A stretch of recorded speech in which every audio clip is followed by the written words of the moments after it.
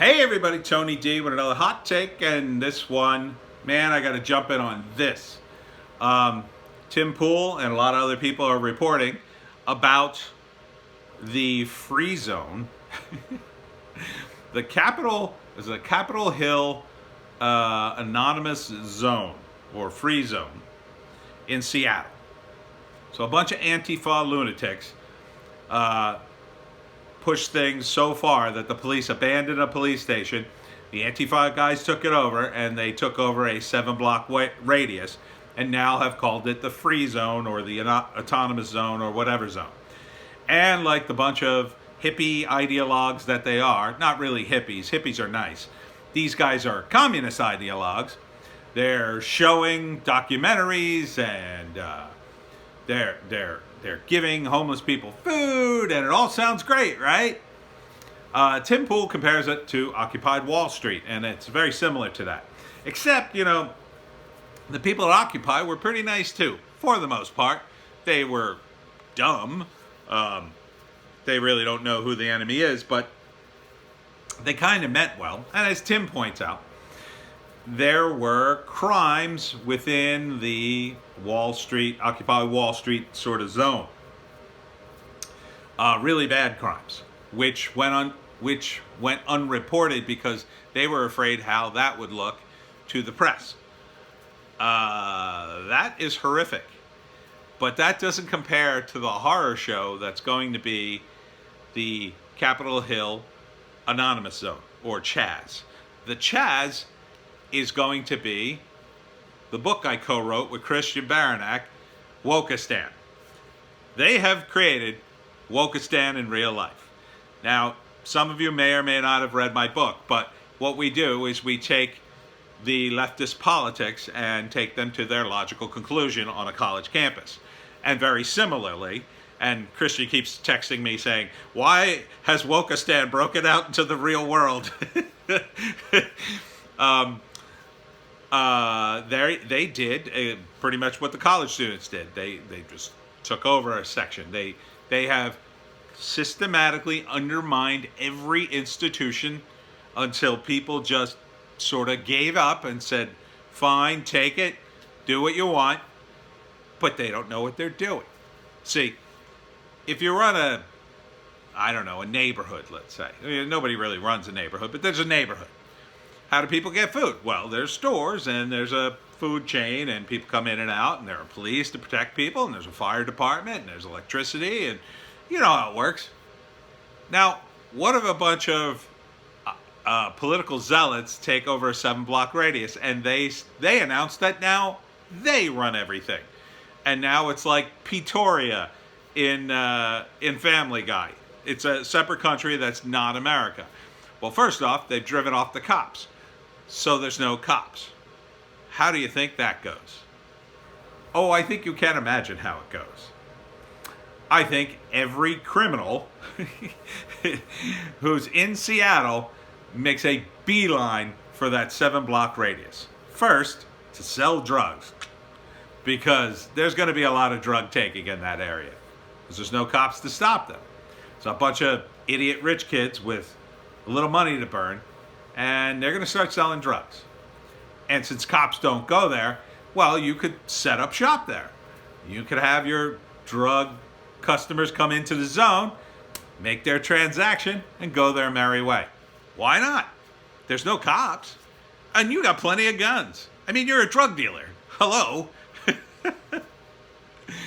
So, a lot of drug dealers are going to move into your friendly little zone. Oh, yeah. And they're going to do business, and you're going to let them, because you don't have any guns, dummies. At first, you might make a deal with them, being these wacky anarchists. Yeah, you could sell drugs here. Just give us a piece of it. And the drug guys go, okay, sure. And they set up in a house, and they start selling drugs. But then a few days goes by, and you notice, hey, those guys didn't give us our cut. So you walk over there to go get your cut. And they give you this look. And you know the look, even though you don't really know the look, but it's sort of this dead-eye look. You get this sinking feeling in the pit of your stomach that if you ask for money, you're going to get your face blown off. And it's true. You will. Because there's no cops. Because you drove them out, you dummy. And so you decide, well, we would appreciate if you donated some money to the food kitchen because we're trying to feed all the homeless people. By the way, there's a tweet going around the internet, which Tim also points out, which I saw, oddly enough, that the idiots, the hipster idiots who started this whole thing, brought in a bunch of homeless people, and they had a bunch of food. And the homeless people stole all the food. Well, because they're homeless and they don't get access to food. And these are idiot college kids who are very trusting. So, yes, the homeless people took all the food. And now they're asking people to send food, especially, vegan options, meat substitutes, soy, that kind of thing. The stuff they eat. No one's going to send anything. In fact, that's probably part of the plan now. Usually that's how this works. They're going to let you wallow in your own filth for a while, in the horrible creation that you made, until you beg people to come. Although you probably won't beg. You'll probably just leave. Most of you will just go home because you'll realize, hey, this isn't fun. I thought being a communist would be fun. I thought it would be great to end racism and make everybody equal and have our own currency and our own country. This is hard. Yes. And no one's really allowing you to do it. They're just allowing you to fail. Perhaps you'll learn a lesson from it. But I doubt it. Many of you will just flee back to your comfortable homes in the suburbs with your parents and pretend like you never joined up for this thing.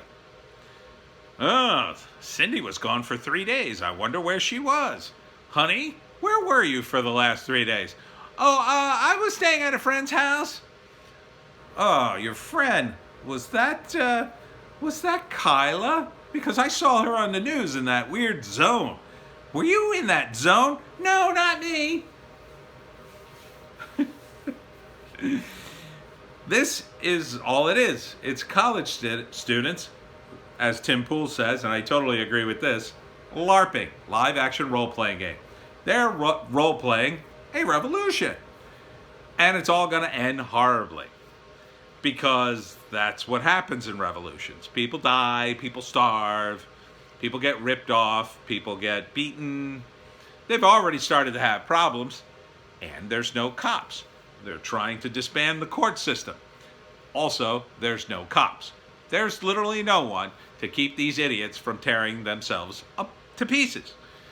Because as everyone who's ever started a commune knows, if you have more than, 4 or 5 people in it, or if you have more than 2 people in it, quite frankly, there will always be an argument. And if you have no way to resolve the argument, like a system, like a court system, like some cops, it just gets worse and worse and worse until you're ready to kill each other, or literally kill each other. That's the way humans work. That's why we created the systems. Now, the systems aren't perfect, and they need, a bit of a strip down, I would say. Not a tear down, but a strip down, back to the basics. But you morons think you can micromanage it and solve racism, inequality, and yada, yada, yada, and impose your weird communist ideas by seizing the means of production. Except the food's going to run out. Except the money's going to run out. Except everybody's going to leave when they get bored. Or you run out of movies. Or you run out of food. Or you run out of things to do. And everybody's complaining to you. Oh, this isn't fun. I thought this would be fun. It's not fun. Running stuff isn't fun. It's hard. I would like to think that some of these idiots will gain an appreciation for what it's like to run a city. But they probably won't. What they'll probably do is blame outside forces for ruining everything. Even though, what did you expect? No one's going to ship you any food. You're proclaiming a different country. You made the police leave. There's no security. You think I'm going to bring my bread truck to you and expect to get paid? No, thank you. You're going to have to go further and further from your 7-block radius and start raiding places because you're going to be out of food. And then when some of your members either start hurting each other or fighting with each other, or worse, you'll have no way to deal with it. And the first thing you'll do is what the Occupy Wall Street people do. Shh, we can't let this get out, or else everybody will think the Chaz is stupid. It is stupid. We already know it's stupid. You're stupid. You're stupid for forming it. You're stupid for thinking you could make it work. You're stupid for your list of demands, which include things like free college for everybody. As if the 7-block radius and all of Seattle will bow down to this. No. As soon as it becomes politically radioactive to allow this to continue, the mayor or police chief or whomever will finally grow a pair and send in the cops to drive you out. They'll wait, though, until you're severely weakened. You'll be hungry, annoyed, irritable. A lot of the cool people will have left. All those musicians and people who were really gung-ho in the beginning and were giving free performances and giving you, yeah, this is great. They'll all leave. It'll just be the people who have to do the work. And none of you wanted to do any work. That was kind of the point of this. After being on guard for hours and hours, man, I've been standing here for 9 hours. Where's Ted? Oh, Ted went home. Well, I'm not guarding this corner anymore. You have to, dude. There's no one else to relieve you. You're going to let down the Chaz, man. Well, you do it. I have to take a whiz. Oh, man. Communes don't work. Anyone who's ever been in a band or an improv group or any other kind of group where, like, there was no leader, we all know how it goes. I explained this in I don't know how many other videos. The most willful person sort of takes charge. Everybody else complains until finally they're exhausted for trying to push things forward. They just throw up their hands, or they either quit or they just stop leading and they let the second most willful person do it. And on it goes. And you just end up running in circles, basically, because there's no hierarchy. And you can't run things in a commune for very long. I mean, there's a few things you could run. Like, you know, if you got 4 good friends and they really get along and like living with each other, you maybe could make that work. But, you know, once you get above like 8, 9, 10, then it's like gossip and who's sleeping with who, and then somebody gets into an argument and it's all over. Now imagine hundreds of people. You have hundreds of people. Now you're responsible for them. And you are going to treat them as you have treated your toys, little baby. Horribly. You bunch of whiny children. You're going to treat them like you treated your toys. I don't want to do this anymore. This is boring. I thought it would be cool. I thought we'd educate the people and they'd rise up and do the work, not me. Really sucks to be responsible, doesn't it? And yet, that's what you've chosen to do. You've chosen to be responsible for hundreds of people in a 7-block radius in a major city in America. You have no idea what you're doing. And the people outside the zone, well, they've already taken the hit by letting you take over an area. So now they're going to make you, well, it's like you're political rivals now. Okay, little mayors of Little Seattle, let's see you do it. Then they're just going to wait because they know what's coming, a total and utter collapse as things fall into chaos, as you murder each other and beat each other and do horrible things to each other because you can't get along, because there's no system, because there's no police, and you attract the worst people in the city.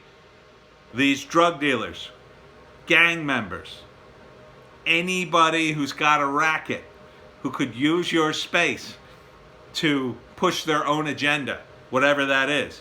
Hell, people might just come into the area and start robbing houses. Why not? The cops aren't going to come. Nobody has any guns. You guys are a bunch of leftist morons. Kick in the door, give us your stuff, man.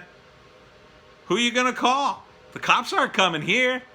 Give us your stuff.